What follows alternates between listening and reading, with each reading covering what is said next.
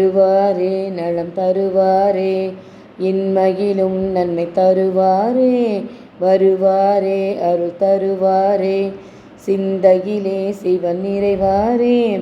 மூவேந்தராண்ட ராஜாங்கம் நம் தமிழ்நாடு என்னும் பேராகும், தென்பாண்டி மன்னன் அரசாங்கம் அது நான் மாடக்கூடல் நகராகும். மதுரையிலே நதி வைகையிலே கரையமர்ந்தாள் அன்னை மீனாட்சி, மதுரை என்றாலும் மனதில் கொண்டாலும் சிவனார் அருள்வார் அது நீதி. 64 திருவிளையாடல் இறைவன் நடத்திய அருள் பூமி, வருவாரே நலம் தருவாரே, இன்மையிலும் நன்மை தருவாரே, வருவாரே அருள் தருவாரே, சிந்தையிலே சிவன் நிறைவாரே.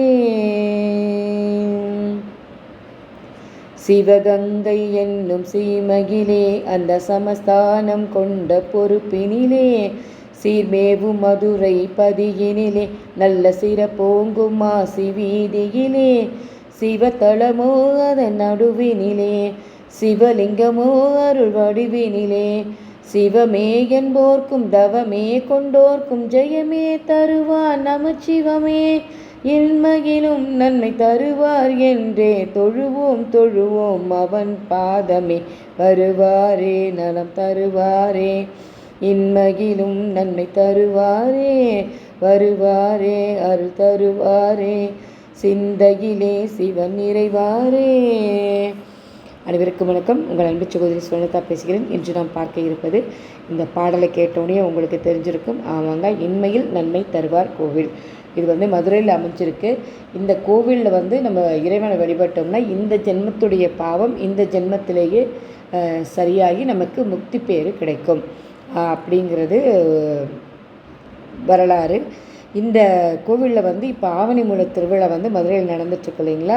அதில் சொக்கநாதருக்கு பட்டாபிஷேகம் நடப்பதற்கு முன்பு எந்த ஒரு காரியம் செய்வதற்கு முன்னாடி இறைவனை வழிபடணும் அப்படிம்பாங்க இல்லைங்களா. அதற்கு எடுத்துக்காட்டாக சொக்கநாதரே ஒரு சிவனை வடிவமைத்து அந்த லிங்கத்திற்கு பூஜை செய்து அதற்கு பிறகு அவர் பட்டாபிஷேகம் ஏற்றுக்கொள்கிறார். தம்மை தாமே வழிபட்டு அருள் பெற்ற ஒரு அற்புதமான தலம் இம்மையிலும் நன்மை தருவார் கோயில். அதே மாதிரியே திருமணம் முடிந்தவுடனும் மீனாட்சி சமேதராக அந்த இம்மையில் நன்மை தருவார் கோயிலை திருமணம் முடிந்ததுக்கப்புறமும் கோவிலில் இறைவனை வழிபடணும் அப்படிங்கிறத எடுத்துக்காட்டாக அமையணுங்கிறதுக்காக அந்த வழிபாடும் அந்த கோவிலில் நடைபெற்றிருக்கும். இதில் நம்ம எப்போவுமே இறைவனோட திருமேனியை நம்ம நேரில் பார்ப்போம். இங்கே இறைவனே அவரை வழிபட்டதுனால இறைவனுக்கு முன்னாடி நேரான திருமேனியும் நாம் பார்க்கும்போது நமக்கு இறைவனுடைய பின்னாடி உள்ள திருமேனியும் நம்ம பார்க்க முடியும். அப்படி ஒரு அற்புதமான அமைந்த தலம்.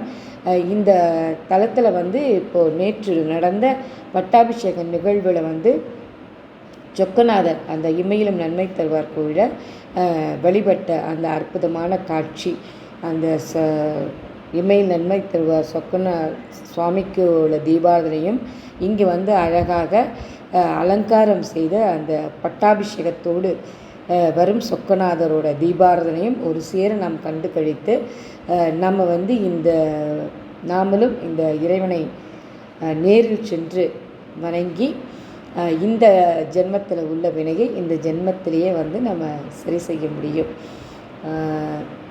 அனைவரும் இந்த பதிவை பார்த்தும் கேட்டும் இந்த நல்ல நாளில் இம்மையிலும் நன்மை தருவாருடைய அருளும் இறையின் அருளும் பெறலாம் என்று முறைப்பணியில் உங்கள் அன்பு சகோதரி ஸ்வர்ணலதா. திருச்சிற்றம்பலம். நான் பாடின இந்த பாடல் அற்புதமாக ஒருவர் எழுதி இசைவைத்து பாடிய பாடல். வரிகள் ரொம்ப அற்புதமாக இருந்ததுனால நான் அதை முன்னாடி பாடியிருக்கேன். அனைவரும் இந்த பதிவை பார்த்தும் கேட்டும் இந்த நல்ல நாளில் இறையின் அருளை பெறலாம். சிவாய நம. திருச்சிற்றம்பலம். இதான் இன்மையில் நன்மை தருவார் கோயில். முதல்ல இது இங்கே உள்ள பஞ்சபூத தலங்களில் இது மண் தலம். இங்கே தான் முதல்ல சொக்கநாதர் மீனாட்சியை கல்யாணம் பண்ணதுக்கு அப்புறமா இந்த கோவிலை தான் தரிசிக்க வர்றாங்க. அந்த அற்புதமான கோவில் இது. பார்க்கலாம். கடைசியில் கேட்டால் இங்கே வச்சுக்கிறேன்.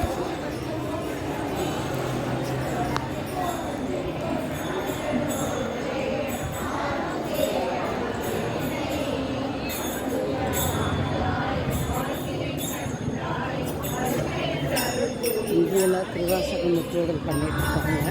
திருவாசக முற்றுதல் பண்ணிகிட்ருக்காங்க. எல்லா கோவிலையும் இன்றைக்கி பார்த்தா திருவாசக முற்றுதல் பண்ணிகிட்ருக்காங்க.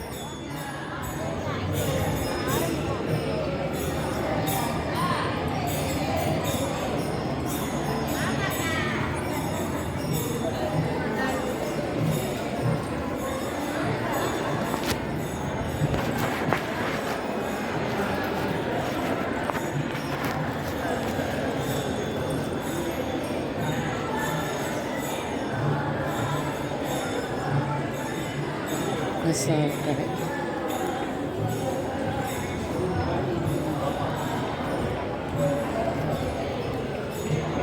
மத்திய பொடி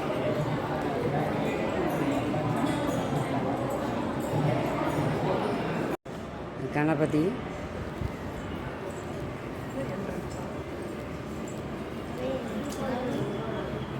பாலமுருகன்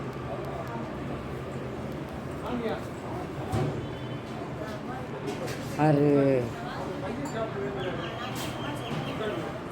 தலை 12 கரங்களோடு அற்புதமாக இருக்கிறார் முருகன். இந்த கோவில் தப்பக்குளத்தில் தண்ணி வந்து இல்லை, கம்மியாக தான் இருக்குது. அப்புறம் இங்கே திருப்புகழ் சபை அப்படின்னு வச்சுருக்காங்க ரொம்ப அற்புதமாக.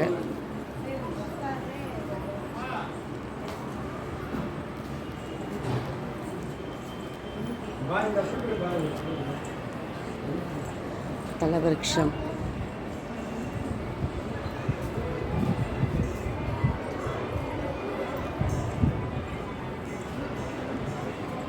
விநாயகர்.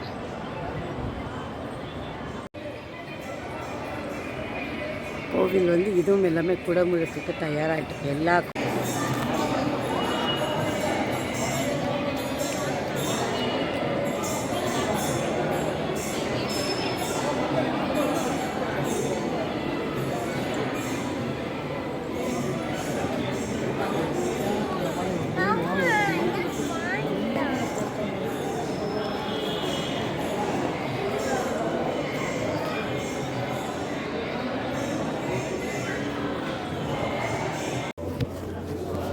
நால்வருக்கு இன்றைக்கி அற்புதமாக அபிஷேகம். திருஞான சம்பந்தர், திருநாவுக்கரசர், சுந்தரர், மாணிக்க வாசகர், அப்புறம் அருள்மிகு காசி விஸ்வநாதர், உடனமர் விசாலாட்சி அம்மன், விசாலாட்சி அம்மன்,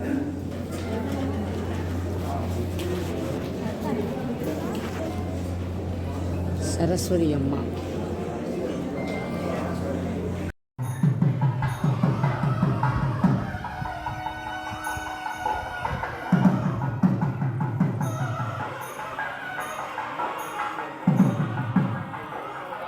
நீ வரும்னு பார்த்தா நீ